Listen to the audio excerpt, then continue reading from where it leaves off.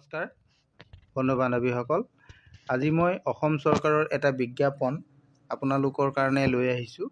এই বিজ্ঞাপনটো শিশু বিকাশ বিভাগৰ পৰা প্ৰকাশ কৰিছে। অসম চৰকাৰৰ মহিলা আৰু শিশু বিকাশ বিভাগ তাৰ পৰা প্ৰকাশ কৰিছে অংগনবাড়ী কেন্দ্ৰৰ কিছুমান কৰ্মী আৰু সহায়ক পদৰ কাৰণে। আজি মই এই বিজ্ঞাপনটোত আপোনালোকক দেখাব বিচাৰিছোঁ যে ইয়াৰ কাৰণে আপোনালোকৰ অন্তিম তাৰিখটো, আবেদনৰ অন্তিম তাৰিখটো হৈছে 18 জানুৱাৰী 2025। আপোনালোকে এইটো দেখা পাইছে, 18 জানুৱাৰী 2025 তাৰিখে ইয়াৰ অন্তিম তাৰিখ আছে। গতিকে আপোনালোকে নিৰ্দিষ্ট কাৰ্যালয়ত আপোনালোকে প্ৰ-পত্ৰ জমা দিব লাগিব 18/1/2025 তাৰিখৰ আগতে। আপোনালোকে প্ৰ-পত্ৰসমূহ নিৰ্দিষ্ট কাৰ্যালয়ৰ পৰা সংগ্ৰহ কৰিব লাগিব আৰু সেই কাৰ্যালয়তে আপোনালোকে নিৰ্দিষ্ট তাৰিখৰ ভিতৰত আপোনালোকে জমা দিব লাগিব। পদসমূহ ক'ত আছে মই আপোনালোকক সেইখিনি কথাও জনাম, আপোনালোকে ভিডিঅ'টো শেষলৈকে চাই থাকিব। প্ৰথমতে আমি আহোঁ, ইয়াতে কৰ্মী আৰু সহায়ক পদসমূহ ক'ত ক'ত আছে আপোনালোকে এবাৰ চাই লওক।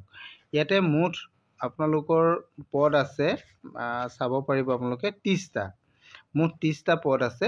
30টা পদৰে ইয়াৰে 29টা পদ সহায়িকা পদ আছে আৰু এটা পদ আছে অংগনবাড়ী কৰ্মীৰ কাৰণে। আৰু ইয়াতে সংৰক্ষিত আছে বহুতখিনি, অনুসূচিত জাতিৰ কাৰণে আছে, অনুসূচিত জনজাতিৰ কাৰণে আছে আৰু অসংৰক্ষিত আছে।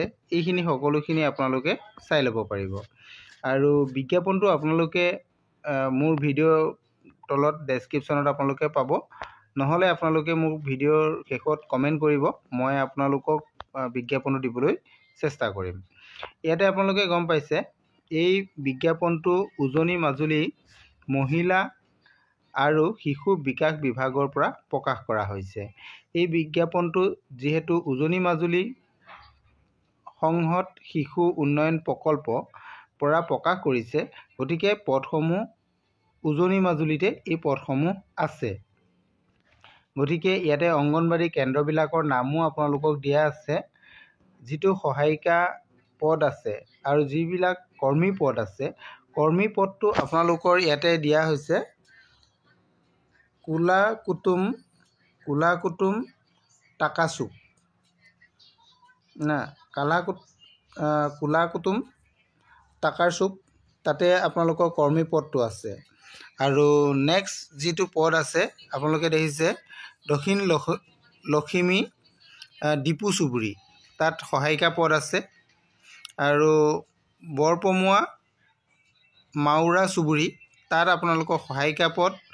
আৰু ডবলি চাপৰি টাকাৰচুক, মধ্য গেজেৰা ৰাভা চুক, উজনি ৰতনপুৰ, উজনি ডাম্বুকিয়াল, উজনি জমুদ চুক, উজনি চণ্ডীৰাম চুবুৰী, তেনেধৰণে পদসমূহ আছে। আপোনালোকে বিজ্ঞাপনটো চালে সকলোখিনি জানিব পাৰিব। যাৰ যাৰ নিৰ্দিষ্ট অঞ্চলৰ ভিতৰত পৰে তেওঁলোকে তাৰ ভিতৰত কেণ্ডিডেটেহে এপ্লাই কৰিব পাৰিব। ইয়াৰ কাৰণে আপোনালোকে চাওক, আপোনালোকৰ কৰ্মী যিটো পদ, এই কৰ্মী পদটোৰ কাৰণে আপোনালোকৰ শিক্ষাগত অৰ্হতা হায়াৰ ছেকেণ্ডেৰী পাছ হ'ব লাগিব। আপোনালোকে যদি উচ্চতৰ মাধ্যমিক পাছ কৰি আছে তেনেহ'লে এই পদসমূহৰ কাৰণে, কৰ্মী পদৰ কাৰণে আপোনালোকে আবেদন কৰিব পাৰিব। আৰু যিসকলে মেট্ৰিক পাছ কৰি আছে তেওঁলোকে এই সহায়িকা পদৰ কাৰণে আবেদন কৰিব পাৰিব। ইয়াতে বয়সৰ সীমাটোৰ কথা উল্লেখ আছে, বয়সটো আপোনালোকে চাব পাৰিব। ইয়াতে আপোনালোকৰ বয়সটো কথা উল্লেখ কৰি দিছে যে 1/1/2025 আপোনালোকৰ বয়সটো 18ৰ পৰা 44 বছৰ বয়সৰ ভিতৰত হ'ব লাগিব, তেতিয়া আপোনালোকে এইটো আবেদন কৰিব পাৰিব। বয়সটোৰ কথা আপোনালোকে নিশ্চয় গম পালে যে 18ৰ পৰা 44 বছৰ ভিতৰত হ'ব লাগিব। আৰু ইয়াৰ কাৰণে আপোনালোকে নিৰ্দিষ্ট যিটো কেন্দ্ৰ পৰে সেই কেন্দ্ৰৰ কেণ্ডিডেটসকলেহে আবেদন কৰিব পাৰিব। আৰু এই পদসমূহৰ কাৰণে আপোনালোকৰ অৱসৰ সময় হৈছে 60 বছৰ। 60 বছৰ বয়সত আপোনালোকৰ অৱসৰ হ'ব, এইটো ইয়াতে উল্লেখ কৰা আছে। আপোনালোকে এইটো বিজ্ঞাপনত ভাল ধৰণে চাই ল'ব পাৰিব। আৰু ইয়াতে আপোনালোকৰ ৰিজাৰ্ভেশ্যন কেটেগৰীও আছে। আপোনালোকে চাব পাৰিব অনুসূচিত জাতি আৰু জনজাতিৰ কাৰণে ইয়াতে 40% ৰিজাৰ্ভেশ্যন দিয়া হৈছে। কেন্দ্ৰৰ এলেকাৰ ভিতৰত থকা অনুসূচিত জাতি বা জনজাতি বা চাহ জনগোষ্ঠীৰ যদি লোক আছে তেওঁলোকৰ কাৰণে 40% ইয়াতে সংৰক্ষণ থাকিব। আৰু তেনেধৰণে বিশেষভাৱে সক্ষম প্ৰাৰ্থীৰ কাৰণেও ইয়াতে 3% পদ ৰিজাৰ্ভেশ্যন থাকিব। এইখিনি কথা আপোনালোকে বিজ্ঞাপনত পাই যাব। আৰু ইয়াৰ লগতে আপোনালোকে এইটো চাওক আবেদনৰ লগত আপোনালোকে কি কি প্ৰপত্ৰ জমা দিব লাগিব এইখিনি কথাও ইয়াতে উল্লেখ আছে। আপোনালোকৰ প্ৰথমতে আছে শিক্ষাগত অৰ্হতাৰ প্ৰমাণপত্ৰ। নাম্বাৰ 1 শিক্ষাগত অৰ্হতাৰ প্ৰমাণপত্ৰ চাৰ্টিফিকেট এণ্ড মাৰ্কশ্বিট, অৰ্থাৎ আপোনালোকৰ যিসকলে কৰ্মীৰ কাৰণে আবেদন কৰিম বুলি ভাবিছে তেওঁলোকে হায়াৰ ছেকেণ্ডেৰী চাৰ্টিফিকেট আৰু মাৰ্কশ্বিট দিব লাগিব। আৰু যিসকলে সহায়িকা পদৰ কাৰণে এপ্লাই কৰিম বুলি ভাবিছে তেওঁলোকে তেওঁলোকৰ মেট্ৰিকৰ চাৰ্টিফিকেট আৰু মাৰ্কশ্বিট দিব লাগিব। তাৰপিছত আহিলে আবেদনকাৰী স্থায়ী বাসিন্দাৰ প্ৰমাণপত্ৰ। যিটো অঞ্চলত আছে সেই অঞ্চলৰ পৰা তেওঁলোকে স্থায়ী বাসিন্দাৰ প্ৰমাণপত্ৰ এখন তেওঁলোকৰ গাঁওবুঢ়াৰ পৰা স্থায়ী গাঁওবুঢ়াৰ পৰা তেওঁলোকে এইটো উলিয়াব পাৰিব। 2 নম্বৰ। 3 নম্বৰত আছে আপোনালোকৰ বয়সৰ প্ৰমাণপত্ৰ। আপোনালোকে বাৰ্থ চাৰ্টিফিকেট প্ৰডিউচ কৰিব পাৰে, নতুবা আপোনালোকৰ মেট্ৰিকৰ এডমিট চাৰ্টিফিকেট বা মাৰ্কশ্বিট প্ৰডিউচ কৰিব পাৰে।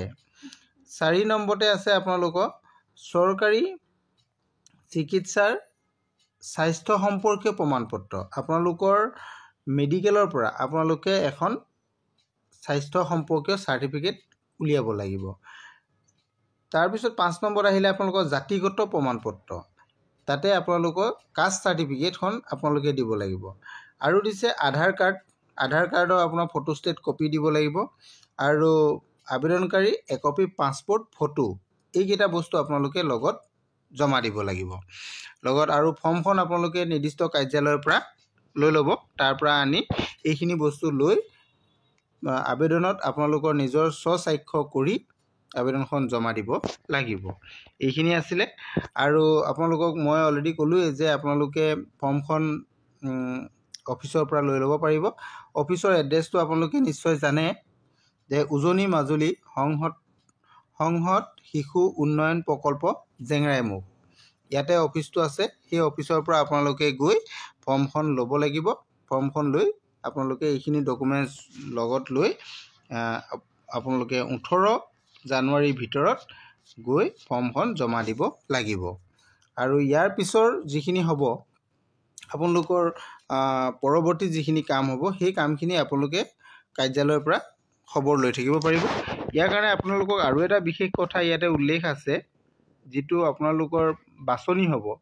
বাছনিটো ইয়াতে মেধা ভিত্তিত দিয়া হ'ব বুলি উল্লেখ আছে। এইটো মই আপোনালোকক দেখাই দিছোঁ, আপোনালোকে চাব পাৰিব।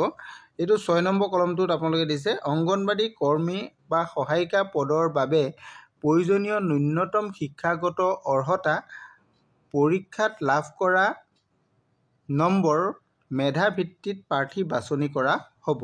এই অপশ্যনটো আপোনালোকে মন কৰিবলগীয়া। গতিকে আপোনালোকে জানিছে যিসকলৰ ভাল মাৰ্ক আছে তেওঁলোকে এই পদকেইটা পোৱাটো নিশ্চিত। গতিকে আপোনালোকে এপ্লাই কৰক। আজিৰ ভিডিঅ'টো ইমানেই আছিল। যদি আপোনালোকৰ ভিডিঅ'টো ভাল লাগিছে তেনেহ'লে লাইক, কমেণ্ট, শ্বেয়াৰ কৰি দিব। আজিলৈ ইমানেই। Thank U.